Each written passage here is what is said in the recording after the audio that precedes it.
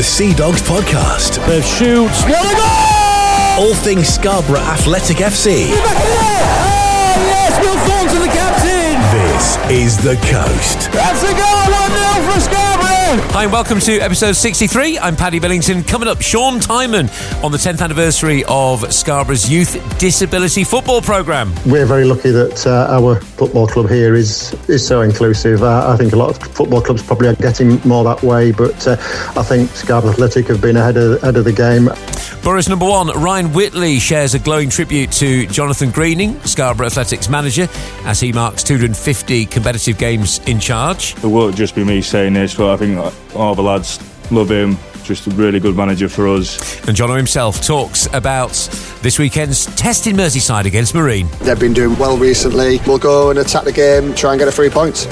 And you tell us of your football chants involving the names of Scarborough players past and present. That'll be fun as well.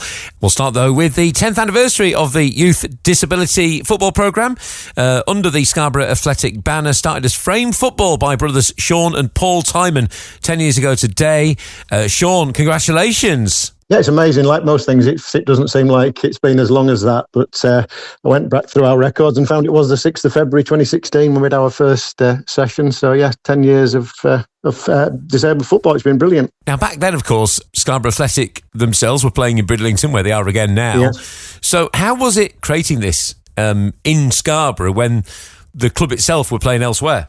Well, it sounds like it might have been difficult, but thanks to the support of the people from the club, it was great right from the start. We started it. My brother and I just saw something on Facebook of it's called, as we called it, frame football at the time, because a lot of the children who played initially had walking frames because they had cerebral palsy and similar conditions, and so we thought we just got to do something to support this in Scarborough. Discovered that there wasn't anything like it anywhere near here. Did a couple of fundraisers, spoke to people at the football club, and they've been behind us ever since. It's the support from Trevor Bull and the rest of his team has just been incredible. It wouldn't have happened without them.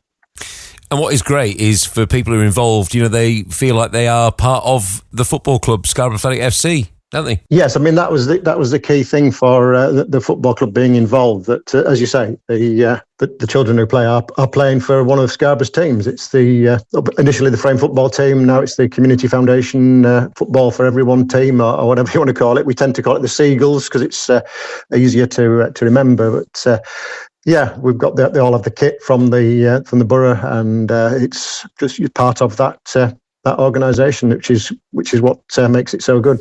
So you started up a decade ago, and obviously you've opened it up to more and more people. In terms of the numbers that you get then, how does it compare to when you started? It's probably about the same. It's a different type of people that come along. Where I say initially we had a lot of children who had walking frames, and we tend to have much more of a wider range of needs that we cater for now, rather than just people with cerebral palsy. We still do have people with that, but we get a whole range of all sorts of different issues that people have, and it's great to see that mix of disabilities that we can support. So for those who aren't involved and maybe think it'd be good to get involved and maybe haven't heard about what you're doing, just tell us when the next opportunities are to get involved. Well, we've got a session. The next session is the 21st of February. We play from 11 o'clock till 12:30. We meet at the Everyone Active, the Sports Village.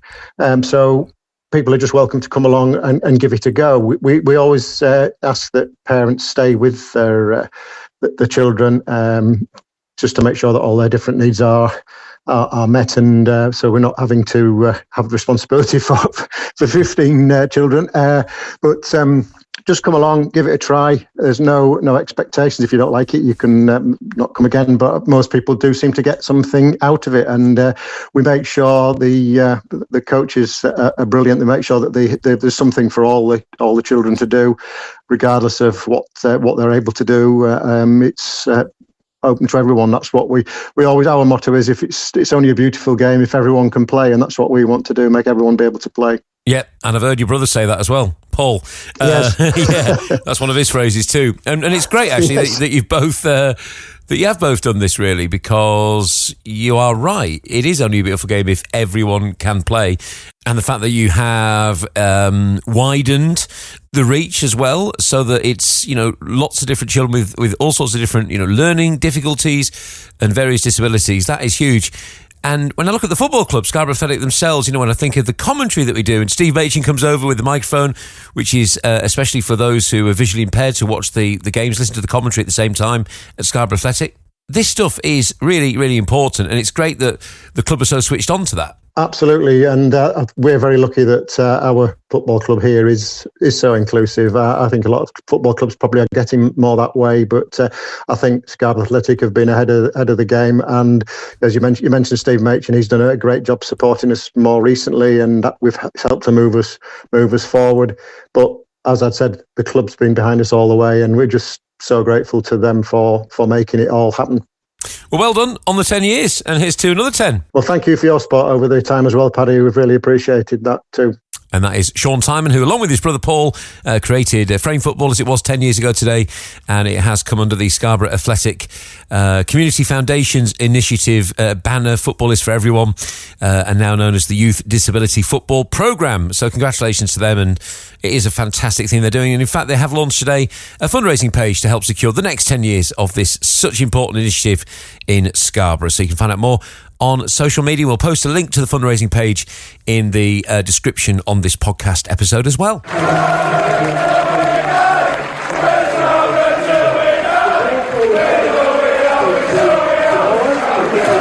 The Seadogs Podcast. And this is episode 63 of the Seadogs Podcast from This Is The Coast, the local commercial radio station for the Yorkshire coast. And the station proud to bring you full match commentary of every single Scarborough game, home and away this season. We've not missed a single one, including all the North Riding Senior Cup games, although maybe the less said about that, the better, after our departure recently at the hands of Yarm and Eaglescliff. Right, Marine preview coming up, but first, we've asked you to share your Boro chants, past and present, which feature players' names in them.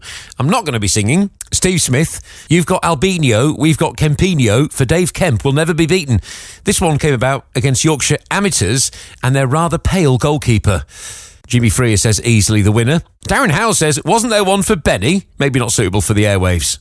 And Darren traps Jason White. He's got no hair, but we don't care. Jason White. We'll do some more of those very, very soon. Of course, they would sound better sung. Right, next. Scarborough Athletic Marketing Director Chris Marston has been speaking to Borough's number one, Ryan Whitley. This was just after the 4-1 win away at Radcliffe and just before the 0-0 draw at home to Worksop. And they first chatted about that big win away in Greater Manchester. I must say a 4-1 win probably wasn't expected, but I thought we would go down and do well. I'd say they picked up a couple of bad results up. But it just worked out unbelievably. But now we just got to stay consistent with it and back it up for the next remaining 18, 19 games, whatever's left. And hopefully we can do that. As a goalkeeper, how do you balance being staying switched on when the team's up top, but then also being ready to act when you're called upon? I think, as a goalkeeper, you've got to be switched on for 95 minutes. It's tough. So a lot of times, I'll say after a game, I'm tired, and the lads are like, you haven't done anything. But they don't realise you actually got to stay mentally switched on for 95, 200 minutes. So it can be tiring. You're just talking and talking to defenders, keep talking, trying to just keep yourself switched on. Probably part of the reason actually why I don't wear a thermal as well, especially when it's cold, because it makes me actually stay switched on by keeping moving, keeping talking. So I think it's just stuff like that, because if you just switch off, because we've seen it at times when we play, we might have a corner and about 10 seconds later they're down the other end having a shot because it's counter-attack. So that's how quickly football can change in a game. So if you switch off even for a few seconds, that could cost your team. So that's why it's so important to stay switched on. As a team this season, struggling with the clean sheets, but there's also been some crucial moments where you've made some unbelievable saves. Where would you say you're at right now, and how would you describe your current form? Yeah, it's actually a weird one, because clean sheets wise, I don't have many, but I think we were probably joint fourth, for best defensive. Obviously that's for team, but especially as a back four, back five, back six, as a unit, I think we defended a lot better this year. Me personally, I probably made more saves a couple of times, a couple of goals. You think, oh, a bit soft, but that's just part and parcel of being a goalkeeper. You're not going to get everything right. It's just how can you react to the next action and do better after the game, analyse it, think, well, what could I have done better, and so forth. So again, it's just about staying mentally resilient.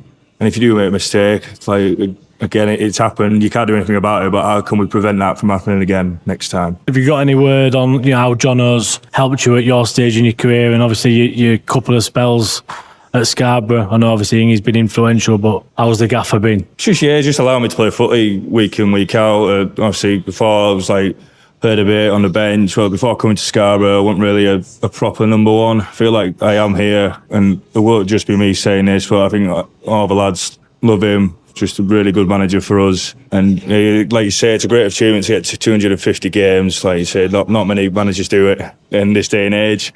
And that was Scarborough Athletics number 1, Ryan Whitley, speaking to Chris Marson.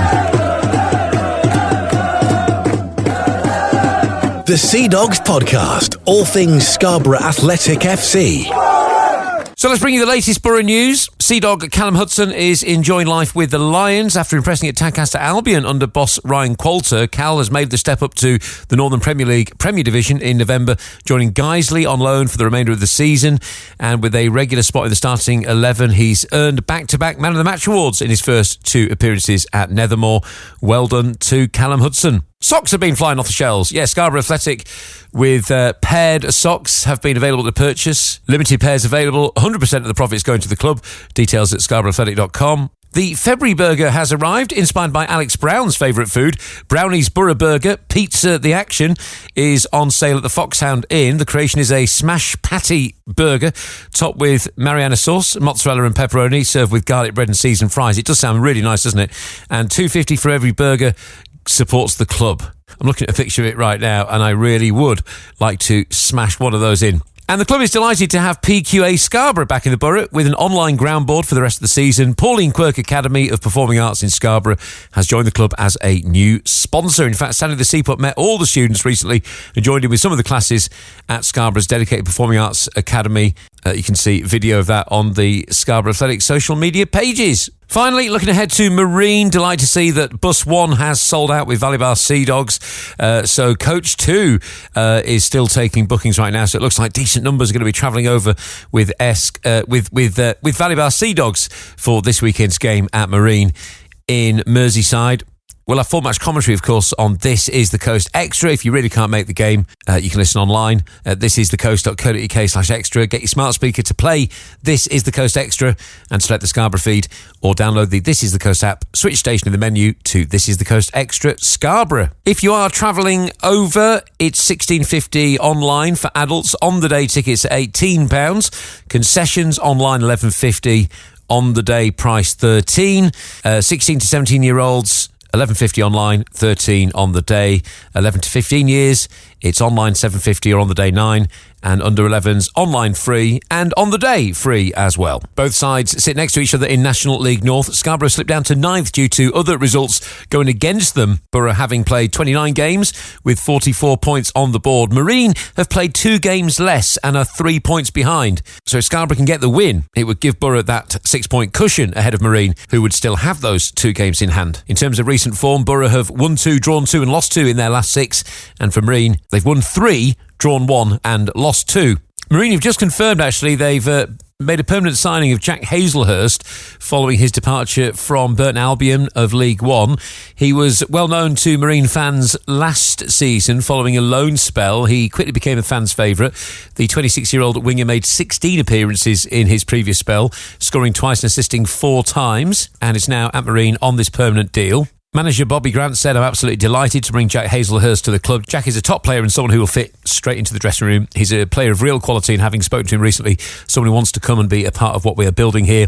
And addressing the fans on his return, Jack said, "Hello Mariners, I'm made up to be back. Can't wait to be back playing at the MTA. See you all on Saturday." So certainly one to watch with him Kickoff is at 3 o'clock. Here's Jonathan Greening speaking to Scarborough Athletic FC about this weekend's game. We'll work hard. We know Marine's going to be a difficult game. There's no easy games in this league, as you all know.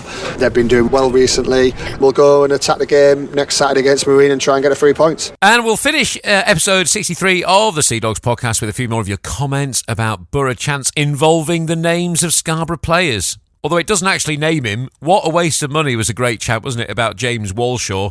Every time he scored a goal, what a waste of money. And he certainly scored a lot of goals for the Seadogs. And Simon Marcus says, ooh, George Agani. There's a name from the past. Thank you very much for those. You can keep adding them on the Scarborough Athletic Supporters Group post. Will Baines is doing commentary for us this weekend at Marine. Good luck to the Seadogs. Safe travels to all Scarborough fans. Bring back 3 points if you can. That'd be lovely. Let's see if we can sneak back in to a playoff spot. Still so much to play for in the 2025-26 season. And we will be bringing you every single kick of the action on This Is the Coast Extra. The Seadogs podcast. All things Scarborough Athletic FC. Great strike though. 2-1 Boro. This is the Coast.